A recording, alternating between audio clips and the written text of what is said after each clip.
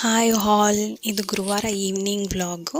ನಾವು ಬೆಳಗಿಂದ ಮನೆ ಕ್ಲೀನ್ ಮಾಡ್ತಿದ್ವಿ. ಹಬ್ಬಕ್ಕೇನಲ್ಲ, ನಮಗೊಬ್ರದ್ದು ಸೂತಕ ಆಗಿಬಿಟ್ಟಿತ್ತು. ಸೊ ಮನೆಯೆಲ್ಲ ಕ್ಲೀನ್ ಮಾಡ್ಕೊತಿದ್ವಿ.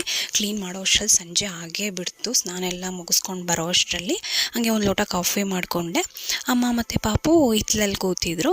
ನಾನು ಅಲ್ಲೇ ಹೋಗಿ ಮಾತಾಡ್ಕೊಂಡು ಅಲ್ಲೇ ಕಾಫಿ ಎಲ್ಲ ಕುಡಿದು ಸ್ವಲ್ಪ ಹೊತ್ತು ಟೈಮ್ ಸ್ಪೆಂಡ್ ಮಾಡಿ ಬಂದ್ವಿ. ಆಮೇಲೆ ಅಮ್ಮ ನೈಟ್ ಊಟಕ್ಕೆ ಚಪಾತಿ ಮತ್ತು ಟೊಮೆಟೊ ಗೊಜ್ಜು ಮಾಡೋಣ ಅಂತ ಹೇಳಿದ್ರು.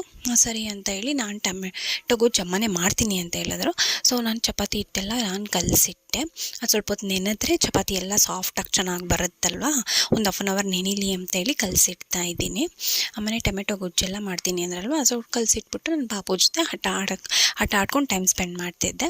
ಆಮೇಲೆ ಅಮ್ಮ ಟೊಮೆಟೊ ಗೊಜ್ಜೆಲ್ಲ ಮಾಡಾದಮೇಲೆ ನಾನೇ ಬಂದು ಚಪಾತಿ ಉತ್ತಿ ಬೇಯಿಸಿದೆ. ಆಮೇಲೆ ನಾನು ತಟ್ಟೆಗೆ ಹಾಕ್ಕೊಂಡೆ ಊಟ ಮಾಡೋಣ ಅಂತ. ಪಾಪುನು ಕೂಡ ಅವನೇ ತಿಂತೀನಿ, ಪೀಸ್ ಮಾಡೋದು ಬೇಡ ಅಂತ ಹೇಳಿ ಅವನೇ ತಿಂತೀನಿ.